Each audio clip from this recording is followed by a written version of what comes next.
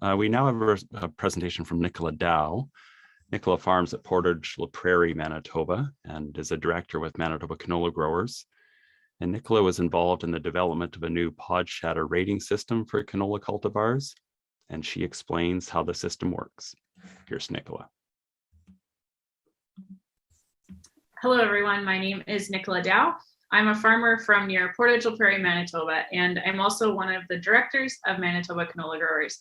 Today, I get to talk to you about the new canola shatter rating, which is a group that I've had the privilege of chairing the committee that's developed this rating, and so I'm excited to share it with you today.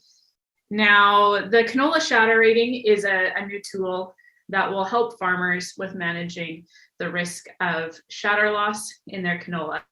And to start off, I want to give you a bit of the background of how this came to be, not just what it is, but how it came to be. And the 2020 growing season was really critical to this process happening. The last number of years have been really challenging for a lot of farmers across the prairies, and 2020 was no exception.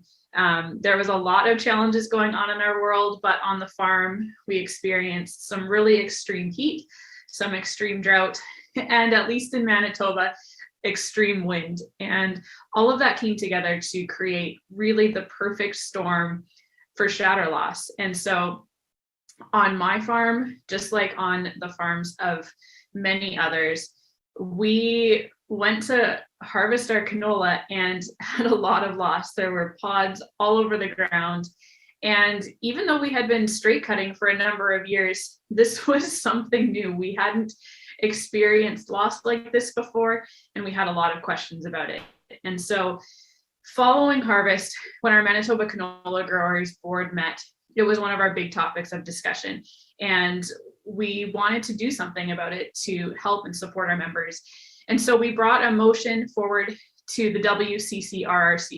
It isn't quite in their purview, but it was a group where all of the right people were together. And so with the support of the other two provinces, farmer canola groups, as well as the WCCRRC committee, we got a green light to go ahead and work on developing a rating. So there was a subcommittee that had already been in place.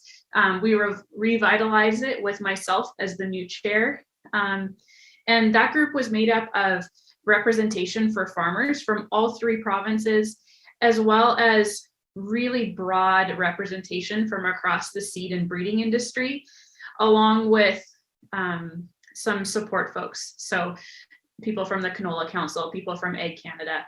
And it was a really diverse group that was able to come together and look at the needs that farmers had in the field, and also consider what the needs were of the seed companies, and to start clarifying a lot of the misunderstanding that had happened in 2020.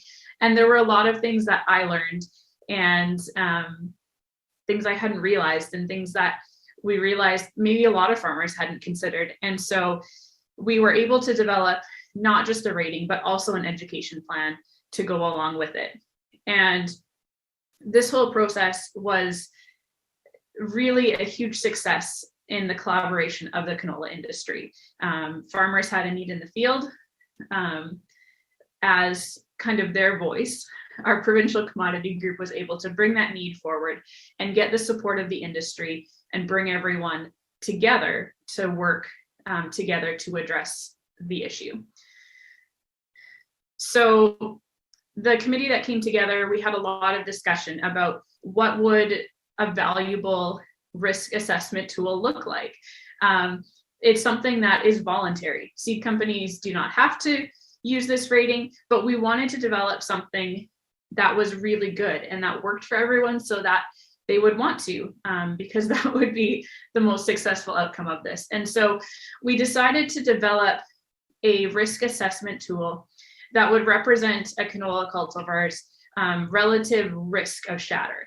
So it's not about a percentage of loss or anything like that, but about risk. And we set two designated checks that would anchor our scale. We chose cultivars that both are familiar to farmers and also to breeders that would work well as anchor points. The scale itself is a 1 to 9 scale, with 1 being a very high risk of shatter and 9 being a very low risk of shatter. And you can see that we have those 2 cultivars that are our anchor points marked in there. So anything that would be falling in a 1 to 4 range is something that a grower would definitely want to be swathing.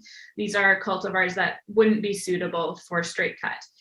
And anything that has a 5 or higher, it doesn't mean you have to straight cut it, but it's something that would be kind of in that suitability range, and that a farmer or an agronomist giving a recommendation can use those numbers to assess the risk going on in their field and make the management decision that's best for their farm. So these shatter ratings are important. They don't change the genetics, they don't change the environment or what will happen in your field, but it is a valuable tool in helping to set expectations and giving farmers something tangible in managing harvest operations. And if you're working with multiple cultivars, having a bit more of an idea what to expect. If you're trying out something new, again, having an expectation in place. And again, it's a voluntary rating. And so it's something that's been really vital to work with everyone across the industry on, to find something that works for everyone and make it a great solution that can be readily available for farmers.